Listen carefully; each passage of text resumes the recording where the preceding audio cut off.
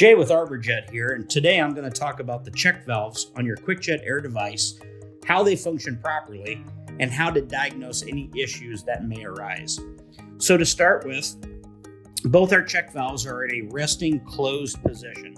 So our inline check valve right here is a spring-loaded valve resting in a closed position. We have an output check valve right here, also a spring-loaded check valve in a resting closed position.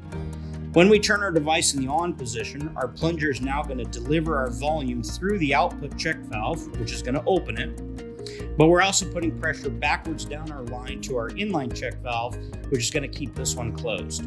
When we turn the device in the off position, now this check valve is going to be closed and this one's going to be open. And now this plunger is going to draw product up from our bottle top assembly and into the chamber.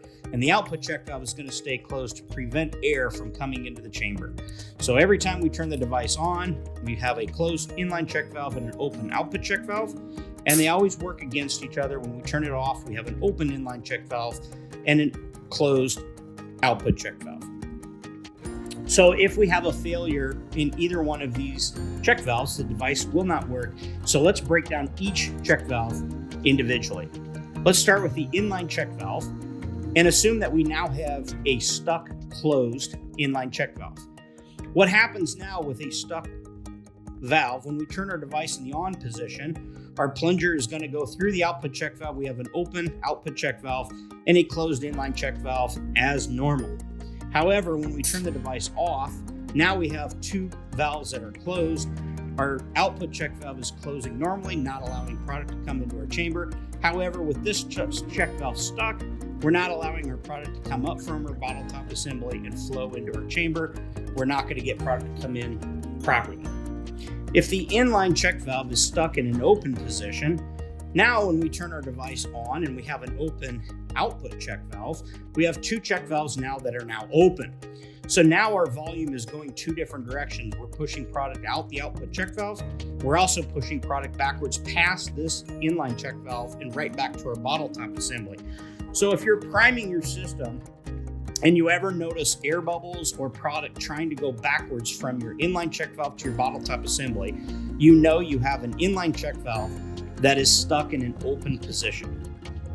If the system is completely prime and you're delivering product into a tree, in this situation, you're going to have product going into the tree as normal, but you're also going to have product go right past this check valve and right back into your bottle top assembly, and you're not going to go through enough product. You're going to underdose your tree. So pay attention to that.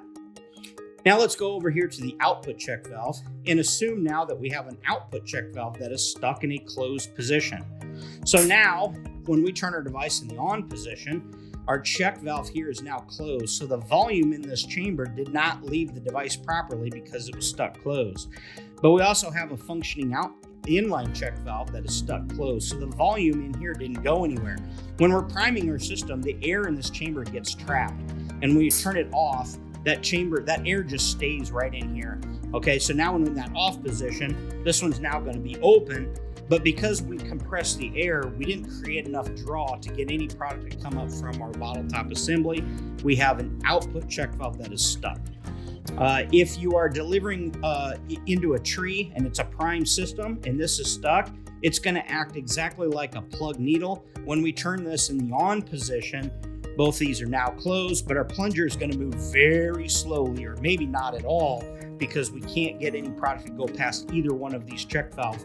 They are stuck in that closed position.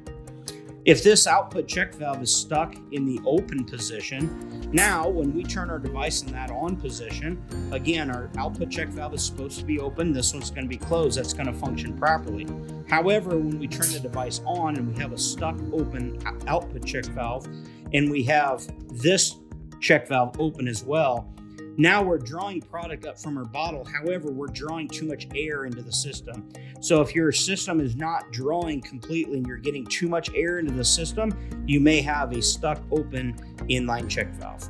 So that's how we look at both check valves, and hope this video helps your situation. And if you have any questions, reach out to your RTM for further help.